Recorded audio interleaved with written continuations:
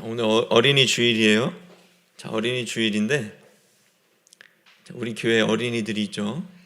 청소년들도 뭐 굳이 따지면 우리의 다음 세대이기 때문에 어린이 주일에 해당하는 우리 청소년들도 해당이 됩니다. 나는 청소년인데 무슨 어린이야 이렇게 생각할 수도 있겠지만 그래도 귀한 우리 다음 세대들이기 때문에 오늘 우리 이 어린이 주일을 맞이해서 우리 자녀들에게 하나님의 크신 은혜와 축복이 늘 함께 할 수 있기를 간절히 소망합니다. 자, 우리의 소중한 자녀들은 우리 미래잖아요. 그렇죠? 교회를 청년들이 떠나고 있다. 또 특히 젊은 세대들, 우리 어린아이들이 줄어들고 있다. 이런 통계가 있어요. 목사님이 지난번에 이야기했지만 교회에 숫자가 주는 거에 우리가 마음 아파할 것이 아니라 뭐에 마음 아파해야 된다고 그랬죠? 하나님의 정의와 하나님의 뜻이 이 땅 가운데서 이루어지지 않는 것, 우리의 신앙이 병든 채로 아무렇지도 않게 그것이 옳은 것처럼 살아가는 게 더 문제라고 했잖아요. 그죠? 우리의 신앙이 믿음이 훼손되는 것이. 하지만 정말 그것과 더불어 큰 문제 중에 하나는 우리의 미래가 다음 세대들이 교회를 떠나고 있다는 것. 이것이 정말 가슴 아픈 일입니다. 정말 귀중한 우리들의 미래이고 소중한 영혼들인데 천하보다도 귀한 그 한 영혼들이 이 교회에서 상처받고 떠나고 있는, 특히나 어린 생명들이, 어린 그 영혼들이 떠나가고 있다는 것에, 젊은 청년들이 떠나가고 있다는 것에 목회자의 한 사람으로서 굉장히 가슴 아프게 생각하고 있습니다.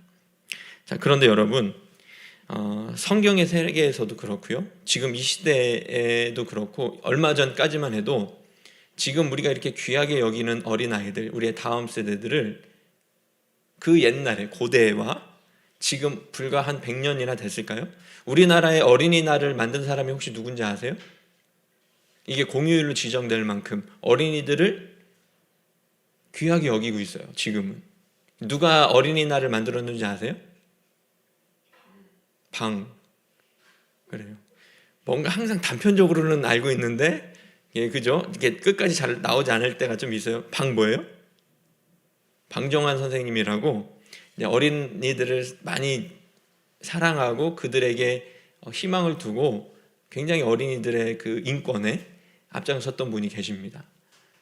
지금처럼 우리 아이들이 대접받고 귀하게 여김받던 시절이 그렇게 오래되진 않았어요. 왜 그러냐면 아직 그 아이들은 신체적으로 정신적으로 성숙하지 못해서 어른들이 볼 때는 이거 말썽도 많이 부리고, 그죠? 말도 잘 안 통하고 부양해야 될 짐과 같은 존재로 여겼기 때문에 그렇습니다.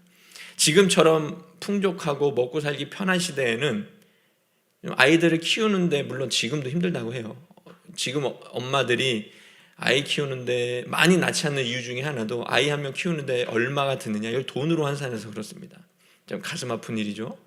물론 그것을 다 틀렸다는 말은 아닌데 우리들의 우선순위의 가치가 늘 돈에 있기 때문에 자녀를 키우는 문제에도 하나님을 먼저 생각하는 게 아니라, 우리가 하나님 믿음은 신앙적인 가치를 먼저 생각하는 게 아니라 이 한 명 키우는데 얼마가 드냐, 이것부터 계산하고 있는 것이 바로 우리들의 모습이라는 것이죠. 근데 이렇게 풍족해지니까 자녀들을 더 키우고 집중하기가 쉬워졌어요. 그러니까 이제 역으로, 그렇게 예전에는 어른들한테 대우받지 못하고 어른들에게 인권이라는 게 무시당하고 그렇게 매맞고 크던 아이들이 이제는 그러진 않잖아요. 그죠? 그런데 그렇게 아이들의 인권이 올라가니까 반대로 어떤 문제가 생길 것 같아요? 어떤 문제가 생길 것 같아요? 너무 부모가 아이들을 훈육을 하고 제대로 양육하지 않으니까 그 아이가 어떻게 돼요? 미운 우리 새끼가 아니라 뭐였어요? 그 금쪽이 나오는 거? 뭐 금쪽 같은 내 새끼 보면 참 답답한 경우를 많이 보게 되잖아요. 그죠? 그게 사실 아이들의 문제도 있지만 결국엔 누구의 문제예요? 그 부모의 문제죠. 자, 그런 어린아이들, 심지어는 어린아이들이 그렇게 대우받지 못하고, 그렇게, 왜냐면 아이들은 미숙하기 때문에 부모가 제대로 훈육하고 양육하지 않으면 바른 인격과 성품을 가지고 자라기가 쉽지 않아요. 그죠? 그렇지만 부모가 너무 엄하게 다스리면 그 아이가 어떻게 돼요? 버르장이가 없어지는 게 아니라 어떻게 돼요? 주눅 들고 바른 자아를 형성할 수가 없습니다. 이렇게 아직 아이들은 미숙하고 연약해요. 아직 자아가 형성되지 않았어요. 그래서 아이들을 무시하는 경향이 얼마 전까지만 있었고, 특히나 고대 사회, 예수님 당시에는 그 아이들을 어떻게 여겼냐면 굉장히 하찮게 여겼어요. 아이들이, 그래서 예수님 곁으로 아이들이 몰려 나올 때 제자들이 그 아이들을 어떻게 해요? 어떻게 해요? 막고 쫓아내잖아요. 어이, 애들은 가라. 우리나라에서 옛날 약장사들이 오면 맨날 했던 멘트가 있어요. 뭐였어요? 애들은 가라. 그죠? 애들이 그만큼 무시. 왜냐면 애들은 뭘 살 수 있는 돈도 없고 그만큼 무시당하던 존재예요. 우리의 이 문화 속에도 물론 하나의 그 멘트지만, 지엽적인 하나의 예지만, 그런 문화 속에 그 시대의 사람들이 어떻게 아이들을 대했는지가 녹아져 있는 것이죠. 그래서 그런 연약한 모습 속에 있던 아이들을 무시하고 하찮게 여겼는데, 예수님께서는 뭐라고 말씀하셨냐면 어린아이들과 같이 되지 아니하면 천국에 들어가지 못한다, 이렇게 말씀하시죠. 자, 그럼 오늘 말씀에 대해서 구체적으로 우리 주님이 아이들에 대해서 어떻게 말씀하셨는지를 우리 말씀을 통해서 한번 알아보겠습니다. 자, 1절에 보면 제자들이 예수님께 이렇게 묻죠. 예수님, 천국에서는 누가 큽니까? 이렇게 물어요. 그죠? 그러니까 예수님께서 이 질문을 받은 예수님은 바로 대답을 하신 게 아니라 무리 중에서 누구를 불러서 그 앞에 세워요? 그 가운데? 누구를 세우셨어요? 애기 너무 갓난 애기는 아니고 어린아이. 그죠? 아마 뭐 주하나 주원이 정도 되는 아이를, 아니면 그보다 더 어린 아이를 세우셨을 수도 있어요. 여기서 어린아이를 불러서 그를 가운데 세우시고 이렇게 말씀하십니다. 진실로 너희에게 이르노니 너희가 돌이켜 어린아이들과 같이 되지 아니하면 결단코 천국에 들어가지 못하리라. 그러므로 누구든지 이 어린아이와 같이 자기를 낮추는 사람이 천국에서 큰 자니라. 이렇게 말씀하시죠. 자, 근데 예수님께서는 늘 누군가 질문을 하시면, 제자가 됐든 바리새인이 됐든 아니면 다른 일반적인 사람이 됐든, 예수님께 무언가를 질문하면 예수님은 예상 가능한 답변을 많이 하셨을까요? 아니면 전혀 의외의 답변을 많이 하셨을까요? 전혀 의외의, 당시의 사회의 통념과 고정관념들을 깨는 아주 놀라운 말씀들을 많이 하셨죠. 뭐라고 이렇게 말씀하셨잖아요. 어린아이들과 같이 자기를 낮추는 사람이 천국에서 큰 자라고 말씀하셨고, 더 나아가서는 이 어린아이와 같이 되지 않으면 천국에도 들어가지 못한다고 말씀하셨어요. 사람들이 놀랬겠죠. 다 하찮게 여기고 예수님께 가까이 오는 것도 맞고 부양해야 될 연약한 존재라고 여겼던 그 어린아이들, 지금은 그가 커서 성인이 될 때까지는 무쓸모였던, 아무런 쓸모가 없다고 생각했던 이 작고 낮은 어린아이가 천국에서는 가장 크다니. 사람들이 소위 말하는 멘붕에 빠졌죠. 이게 뭐야? 예수님의 이렇게 물었을 때는 뭔가 선행도 많이 베풀고 부자고 돈을 많이 기부하고 높은 자리에 올라간 사람이 천국에서 클 거야, 이렇게 생각을 했을 텐데, 예수님은 전혀 의외의 답을 내놓습니다. 그죠? 어린아이와 같이 되지 않으면 천국에 갈 수도 없고, 이 어린아이와 같은 사람이 천국에서 큰 자다. 그런데 사실 여러분, 지금 우리가 이 시대를 보면, 지금 우리의 주변을 보고 금쪽 같은 내 새끼 같은 이런 TV 프로를 보면 모든 어린아이가 다 자기를 낮추고 겸손할까요? 그렇지 않죠. 어제도 우리 주원이하고 주영이하고 밤에 과자를 먹으면서 금쪽 같은 내 새끼를 봤어요. 그죠? 근데 거기 나오는 아이 하나가 엄마를 그렇게 심하게 폭력을 휘두르고, 그죠?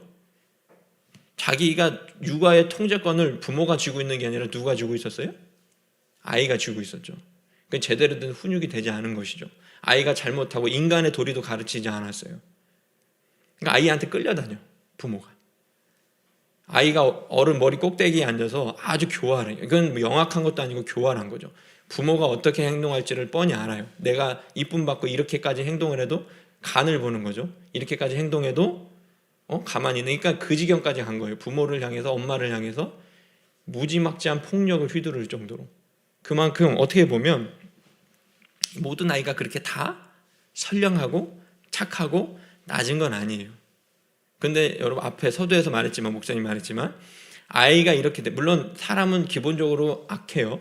하지만 그 아이를 그 지경까지 만든 게 그 아이가 정말로 슈퍼 뭐라고 하죠? 그거를 좀 이렇게 성격적으로 결함이 있는 사람이 정말 이상한 사람이라, 그 아이가 정말 더 악한 사람이라 그렇게 됐을까요? 그건 아니죠. 부모의 책임이 더 클 텐데, 근데 아이들은 이만큼 모든 아이가 그렇지 않다라는 것을 보여줍니다. 어떤 아이는 자기밖에 모르고 참 버릇이 없고 고집불통의 제멋대로인 아이들이 많습니다. 자, 그럼에도 불구하고 주님이 한 어린아이를 세워서 이렇게 말씀하신 이유는 어린아이가 가진 뭐에 있을까요? 어른들은 잘 바뀌어요, 안 바뀌어요? 잘 바뀌지 않아요. 근데 어린아이들은 그렇게 버릇이 없고 제대로 훈육을 받지 못해서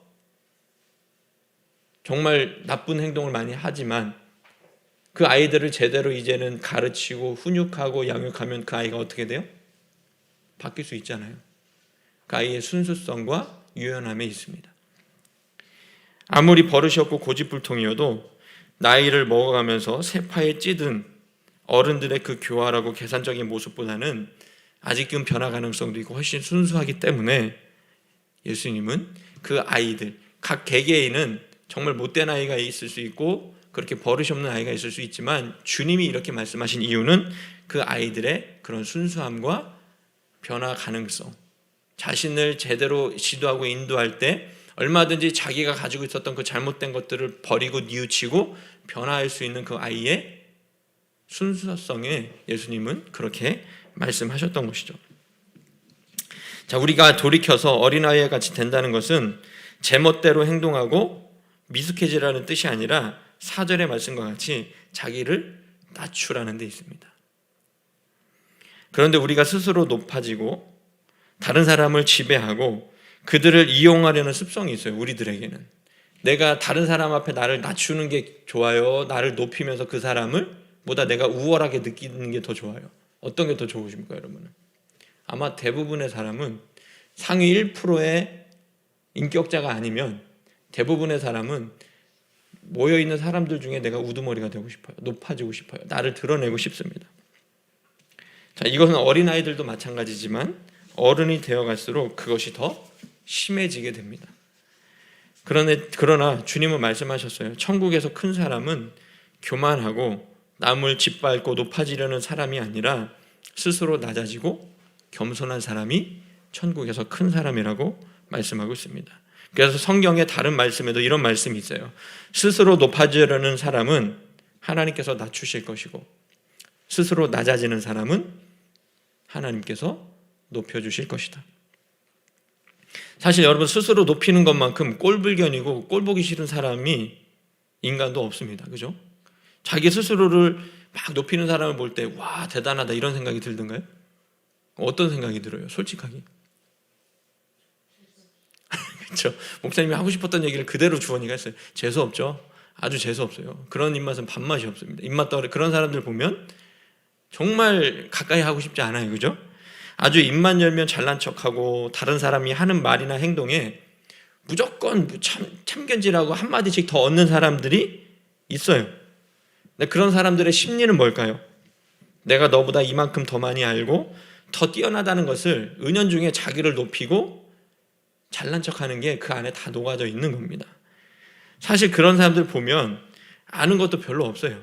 지식이 깊은 게 아니라 뭔가 그런 사람들 보면 많이는 알고 있어요. 그런데 조금만 파보면 너무나도 얕아요. 이 아주 그냥 얄팍한 사람들이 있어요. 그런데 자기가 많이, 왜냐하면 지식의 정보의 홍수 속에 사니까 조금만 검색하고 뭔가 이렇게 관심이 이것저것 호기심 많고 오지랖 부리는 사람들은 별의별 거에 관심 가지면 그것들을 조금만 검색하면 뭐 요새 나오는 뭐 위키 뭐죠 그거? 하여튼 그런 게 막 나무 위키 같은 거에 간단하게 설명이 잘 나오잖아요. 그걸 보고 자기가 마치 무슨 척척 박사인 것처럼 만물 박사인 것처럼 잘난 것처럼 생각해서 여기저기 오지랖 부리고 끼어들지만 조금만 대화해보면 그 이상의 것을 알지 못하기 때문에 너무나도 얄팍하고 얕은 사람들이 있습니다. 자, 이런 사람들 여러분 멀리 하십시오. 전혀 여러분의 삶에 도움이 되지도 않을 뿐더러 또 여러분 그런 사람이 되지 않도록 경계하시고 조심할 수 있기를 바랍니다. 그런 사람을 가까이 하기 싫잖아요, 그죠? 그런데 내가 그런 사람이 되면 다른 사람도 나를 가까이 하기가 싫겠죠. 그러니까 그런 사람이 되지 말라는 겁니다.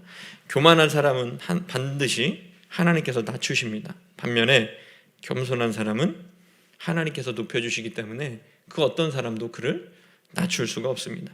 그렇기 때문에 여러분 스스로 잘난 척하거나 높아지려 하지 마시고 우리 주님이 하신 말씀처럼 어린아이와 같이 자기 자신을 낮출 수 있는 저 여러분이 될 수 있기를 바랍니다. 그리고 이어서 5절의 말씀에 정말 무서운 말씀을 하세요. 뭐냐면 누구든지 내 이름으로 이런 어린아이 하나를 영접하면 곧 나를 영접하매니 누구든지 나를 믿는 이 작은 자 중 하나를 실족하게 하면 차라리 연자 맷돌이 그 목에 달려서 깊은 바다에 빠뜨려지는 것이 나으니라. 굉장히 무서운 말씀이에요, 그죠? 뭐예요? 누구든지 우리가 주님을 영접하는 것은 지금 예수님이 이 땅에 안 계시기 때문에 영접할 수가 없잖아요, 그죠? 그런데 주님을 영접하는 것은 누구를 영접하는 거래요? 그렇죠? 이런 어린아이, 소자. 그러면 그 아이가 누구예요? 우리의 이웃들. 꼭 굳이 어린 아이뿐만이 아니라 우리의 주변에 있는 사람들, 이웃들, 특히 연약한 그 아이들을 영접하면 주님을 영접하는 것이지만 누구든지 이 작은 자 한 사람이라도 실족하게 하면 어떻게 한다는 거예요? 어떻게 하는 게 낫다는 거예요? 연자맷돌, 돌이잖아요. 무거운 돌을 메고 깊은 바다로 뛰어들어요. 그러면 아무리 수영 잘하는 사람도 어떻게 될 것 같아요? 수영해서 나올 수 있을까요? 빠져 죽겠죠. 우리가 간혹 보는 뭐 깡패 영화들 보면, 건달 영화들 이렇게 보면 사람을 죽일 때 어떻게 죽여요? 막 다리에다가 막 그 시멘트 부어갖고, 그죠? 묶어놓고서 막 바다에 빠뜨리고 강에 빠뜨리고 이런 것들 나오잖아요. 차라리 그게 낫다는 거예요. 주님 말씀을. 어떨 때 보면 우리 주님은 부드러우시고 사랑이 많으신 분이지만 이럴 때 보면 어때요? 예수님 모습이 굉장히 화끈하고 상남자 같은 모습을 보여주시잖아요. 너 그렇게 어린아이 한 사람을 이 연약한 사람 한 사람을 실족하게 하고 마음에 상처 주고 괴롭히면 너 차라리 돌 메고 바다에 빠져 죽어. 그게 더 나아. 이렇게 말씀하신 거예요. 얼마나 주님께서 연약한 자들에게는 한없이 부드러우시지만 이렇게 악하고 악질적인 사람에게는 어떻다는 거예요? 그만큼 엄하고 무서우신 분이라는 것을 우리에게 보여주십니다. 그리고 7절에 이어서 이렇게 말씀하시죠. 실족하게 하는 일들이 있음으로 말미암아 세상에 화가 있도다. 실족하게 하는 일이 없을 수는 없으나 실족하게 하는 그 사람에게는 화가 있도다. 여러분 여기 이 말씀을 오늘 이 5절부터 있는 이 7절의 말씀을 여러분들이 잘 이해하실 수 있기를 바랍니다. 오늘 잘 들으세요. 이 말씀에 오해가 없도록 목사님이 지금부터 잘 해석해서 전해드리겠습니다. 자, 여기서 실족하게 한다는 것, 주원아, 실족하게 한다는 게 무슨 뜻인지 알아요? 모르죠. 우리 아이들은 어려워요. 그래서 목사님이 쉽게 설명해 줄게요. 실족은 말 그대로 발을 실수한다는 게 넘어진다는 뜻이에요. 그러면 이게 뭐 한자 그대로 해석하면, 근데 이게 무엇을 의미하냐면 다른 사람의 마음에 상처를 입히고 그 마음을 상하게 하는 겁니다. 그래서 그 상처를 입히고 상하게 한 그 마음 때문에 그 사람의 삶에 결정적으로 부정적인 영향을 끼치는 사람들이 있어요. 그죠? 이게 바로 실족하게 만드는 겁니다. 쉽게 말해서 아빠가 주원이의 마음을 상하게 하고 상처 입히고, 그래서 그 상처 입은 모습 때문에 자존감도 낮아지고 제대로 된 건강하고 건전한 삶을 살아가지 못하도록 계속해서 그렇게 핍박하면 그게 바로 실족시키는 거예요. 그런 사람에게는 화가 있다는 겁니다. 그런데 여러분, 안타깝게도 내가 아무리 조심하려고 하고 잘하려고 해도 의도하지 않더라도 실족하게 하는 일이 없을 수 있을까요? 아니죠. 목사님도 부족한 게 많아요. 우리 주변에 있는 가족들과 주변 사람들은 알겠지만 굉장히 다혈질이에요. 어쩔 때는 막 이게 욱하고 나와서 말로 상처를 주는 경우와 눈빛으로 표정으로 사모님 엄청 끄덕거리면서 공감하고 있는데 눈빛과 표정과 말과 행동으로 버럭으로 상처를 주는 경우가 굉장히 많아요. 목사님의 이런 모습 때문에 상처를 받은 사람이 너무 많을 겁니다. 특히 제 사랑하는 아내가 그 화살을 몸으로 다 받아서 굉장히 많이 상처를 받았을 거예요. 저는 연자맷돌을 메고 바다에 들어가는 게 더 나을지도 모릅니다. 하지만 저에게는 회개하는 그 은혜가 있기 때문에 아직 그러지는 않고 있지만, 그러지 않으려고 내가 노력을 해도 나도 모르는 사이에 부지부식간에 그런 나쁜 성품과 욱하는 성격 때문에 다른 사람에게 상처를 줄 수가 있는 것이죠. 자, 그런데 여러분, 내가 일부러 다른 사람을 괴롭히고 이렇게 실족하게 하는 것은 벌을 받아 마땅하지만 나는 의도하지 않았어요. 의도하지 않았음에도 불구하고 그런 일이 벌어진다면 굉장히 난감해요. 목사님이 이렇게 인지하고 있는 부분 때문에 상처받을 수 있겠다라고 생각해서 그가 상처를 받았으면 예의주시해서 봅니다. 내가 또 이렇게 행동했으니까 아내가, 우리 자녀들이, 또 우리 성도님들이 상처받았겠지, 성도들이. 그러면 그가 어떤 마음인지를 보면 나타나잖아요. 그러면 가서 달래줄 수도 있고 사과할 수도 있고 그에 상응하는 어떤 좀 일들을 해주면 되잖아요. 그런데 정말 문제는 뭐냐면 나는 의도하지도 않았어요. 근데 나는 그럴 마음도 전혀 없었고 그것이 잘못인지도 몰랐는데, 그 사람이 싫어하는 것인지도 몰랐는데 상처를 받는 경우가 있을 수 있을까요? 없을까요? 있겠죠. 그럴 땐 참 난감합니다. 이미 그 사람이 상처 받았다는데 어떡할 거예요? 그럼 누구 잘못일까요? 상처받은 사람이 잘못이에요? 그렇게 의도하진 않았지만 그런 행동을 한 사람이 잘못이에요? 여러분의 생각은 누가 잘못일 것 같아요? 2번? 의도하지 않았지만 그런 행동을 한 사람, 그죠? 자, 이거는 누가 더 잘못했다라고 답을 내릴 수는 없습니다. 왜냐면 케이스 바이 케이스예요. 어떤 상황이냐에 따라서 달라질 겁니다. 그래서 물론 모든 사람의 비위를 다 맞추고 모든 사람의 마음에 다 들게 할 수 있을까요? 내가? 모든 사람에게 지지받고 칭찬받는 사람이 있을 수 있을까요? 이 세상이? 그럴 수 없어요. 내가 지난주에도 말씀드렸죠. 내가 아무리 잘해도 질량 보존의 법칙과 같이, 그죠? 내가 아무리 잘해도 선의를 베풀어도 나를 지지해주는 사람이 있는 반면에 나를 어떻게 하는 사람도 있다는 거예요? 싫어하고 대적하는 사람도 있는 겁니다. 그건 어쩔 수가 없어요. 그러니까 이렇게 여러분, 나의 잘못된 습관이나 말과 행동이 다른 사람에게 피해가 가지 않도록 삼가 조심할 필요는 있습니다. 모든 사람을 만족시킬 수 없기 때문에, 그죠? 내가 혹시나 부지 중에 말로, 행동으로, 표정으로 다른 사람에게 상처 주지 않도록 내 스스로를 조심할 필요는 있어요. 그래서 이렇게 정리하면 좋을 것 같습니다. 자, 내가 일부러 못된 마음으로 내가 저 사람을 실족시키고 저 사람을 어떻게 해야지? 그런 나쁜 마음으로 다른 사람을 괴롭히는 짓은 당연히 하면 안 되는 것이죠. 그죠? 이건 주님께서 아시죠?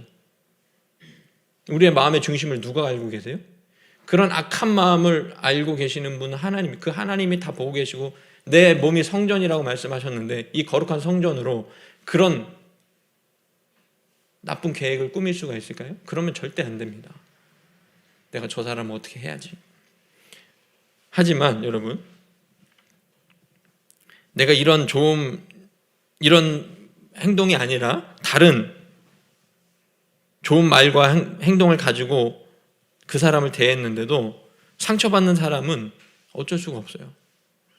뭔가 오해가 있어서 그 사람이 그렇게 상처를 받을 수가 있고 나와 성향이 맞지 않아서 그럴 수도 있습니다. 그리고 대부분의 경우 내가 진심으로 대하고 친절하게 대하면 좋은 리액션이 나오게 되어 있어요. 가는 말이 고우면 오는 말이 고울 수 있습니다. 그런데 여러분, 내가 그렇게 진심으로 대하고 친절하게 대했음에도 불구하고 왜곡해서 스스로 상처받고 실족하는 사람은 분명히 있습니다. 여러분의 삶 가운데 그런 사람은 있을 거예요. 그런데 그런 사람은 사실은 그 사람 자체가 조금 문제가 있는 거예요. 꼬인 사람이거나 문제가 있는 사람이기 때문에 어쩔 수가 없습니다. 이런 사람하고는 어쩔 수 없어요. 적절하게 거리를 두는 방법밖에 없어요. 왜냐하면 내가 그렇게 악한 마음이 아니라 그 사람을 위하는 마음과 진실된 마음과 진심으로 다가갔는데 그 사람이 그것을 곧이곧대로 받아들이지 못하고 왜곡해서 뭔가 잘못 받아들이거나 나쁜 의도로 받아들여서 나를 대적한다. 그러면 그럴 때는 어떻게 할 수가 없습니다. 그래서 이런 경우에는 그 사람이 상처받았는지에 신경 쓸 것이 아니라 그런 나쁜 리액션이 오잖아요. 그죠? 그럴 때는 나 스스로도 굉장히 당황스러울 거 아니에요. 그죠? 그럴 때는 나에게 문제가 있나? 먼저 스스로 돌아보고 내 마음이 진심이었다면, 그런 의도가 없었다면 내 마음을 잘 정리해서 내가 어떤 마음으로 정말 그 사람을 대했는지를 자세하게 한번 들여다볼 필요가 있다는 것입니다. 그런데 여러분, 사람들이 왜 이렇게 좀 꼬이고 완고해지고 이상해질까요? 특히 요즘은 정말 이상한 사람들이 너무 많은 것 같아요. 이기적이고 이상하고 전혀 상상할 수 없는 기상천외한 사람들이 그동안 공영방송만 볼 때는 잘 몰랐는데 아프리카 TV와 유튜브를 보면서 정말 독특한 사람들이 굉장히 많잖아요. 그럼 왜 이 시대는 이렇게 이상한 사람들이 많아질까요? 왜 그런 것 같아요?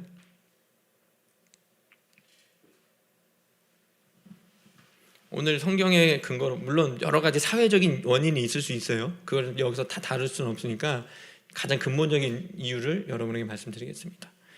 오늘 성경 본문이 힌트예요. 왜 이렇게 사람들이 완고해지고 이상해지는가? 그거는 어릴 때의 순수함을 잃어가고 있기 때문에 그렇습니다. 특별히 물질 만능주의, 이 시대 가운데 목사님이 항상 비판하는 게 있어요. 이 시대의 물질 만능주의. 이게 가장 어떻게 보면 성경적인 세계의 가치관과 대척점에 있는 겁니다. 다른 거가 아니라.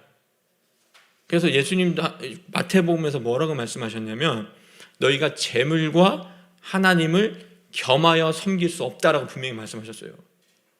돈과 하나님을. 돈이 하나님이 되면 당연히 하나님은 밀려나겠죠. 하나님이 하나님이 되면 돈이 밀려나겠죠. 어느 둘 중에 하나가 너의 주인이 되지 두 개 다가 너의 주인이 될 수 없다라고 분명히 말씀하고 있습니다. 성경에 이 돈에 대한 이야기가 얼마나 많이 나오는지 몰라요. 그만큼 그것을 경계하라고 말씀하고 있습니다. 이런 악한 이 사회적인 문제도 있지만 이런 물질만능주의적인 이 시대의 흐름이 더 빨리 우리의 순수성을 잃어가게 만들고, 그래서 아이들에게도 이렇게 이야기할 때 자본주의 미소라는 말 들어봤어요? 돈 주면 막 활짝 웃고, 그죠? 아이들도 그래요. 자본주의에 물든 아이들 이렇게 해서 그 어린 아이들도 돈으로 자꾸 그 아이들의 순수성을 잃어가게 만듭니다. 근데 이렇게 얘기해놓고 있다가 끝나고 아이들한테 선물 주는데 되게 이게 좀 어떻게 보면 대축점이 있어 보일 수 있겠지만 그렇다고 무조건 돈이 악하다라고만 생각하시면 안 돼요. 우리가 필요할 수 있는 도구인데 우리가 그 도구를 하나님만큼 여기는 것 자체가 문제라는 겁니다. 도구 자체는 선하고 악한 게 없어요. 그죠? 돈도 그렇게 따지면 돈도 마찬가지인데 그런 만큼 우리의 삶의 순수성을 잃어가게 만드는 데에는 이런 이 시대의 흐름도 있다는 것이죠. 이 세상이 악하기 때문에 이 악한 세상에 몸담고 살다 보면 나도 그것에 물들기 때문에 그렇습니다. 그렇기 때문에 주님은 어린아이와 같이 낮아지고 순수함을 회복하라고 오늘 본문에서 이렇게 우리에게 말씀하고 계십니다. 자, 우리 교회에 청소년들과 어린이들이 있어요. 자, 먼저 나이 순서대로 얘기하면 우리 무성이, 그죠? 무성이가 있고 또 진현이, 주영이, 주원이, 주하, 또 영상을 통해서 함께 예배하는 우리 예림이, 예지혜나 다 귀한 자녀들입니다. 하나님의 자녀들이고 또 이름을 알 수 없지만 목사님의 친구도 함께 이 영상을 통해서 온라인 예배를 드리고 있어 그 자녀들까지 다 정말 하나님이 주신 귀한 자녀들. 이 어릴 때에 이 순수하고 착한 마음과 겸손하고 낮아지는 이 마음을 어른이 될 때까지, 어른이 돼서도 잘 간직할 수 있기를 바랍니다. 우리 어린아이들의 이 순수함을 한번 보세요. 우리 자녀들의. 그리고 이 세대의 이 자녀들이 이 세대에 물들지 않고 하나님의 뜻을 분별해서 바른 길 가는 믿음의 사람들이 될 수 있기를 간절히 소망합니다. 여러분이 우리의 희망입니다. 우리 나라의 희망뿐만이 아니라 우리 한국교회의 희망이고 주님의, 하나님의 희망입니다. 여러분이 잘 사셔야 돼요. 우리 아이들이. 이미 어른들은 바꿀 수가 없어요. 목사님도 굉장히 완고해요. 고집이 세고 목사님의 어떤 그 가치관이 이미 딱 확립이 됐기 때문에 잘못된 걸 알면서도 고치기가 쉽지 않아요. 하지만 여러분들은 얼마든지 가능성이 있습니다. 여러분들의 그 순수한 마음 때문에 하나님이 그 순수한 마음을 기뻐하시는 거예요. 우리는 어른들은 이미 완고해지고 완악해져서 잘못된 걸 알면서도 고치기가 쉽지 않아요. 그거는 신앙적인 게 아니에요. 하나님께서 정말 원하시는 것, 순수한 마음으로 하나님의 말씀을 받고 듣고 행하는 겁니다. 그러니까 어린아이와 같은 그 유연한 마음, 순수한 마음을 하나님께서는 기뻐하시고 하나님 나라에서 가장 큰 사람이라고 주님께서도 칭찬하신 것이죠. 우리 아이들뿐만이 아니라 우리 함께 예배하는 우리 모든 어른들도 이런 어린아이와 같은 순수함과 낮아짐을 회복하여서 세상에서 높은 사람이 아니라 천국에서 큰 사람이 될 수 있기를 간절히 소망합니다.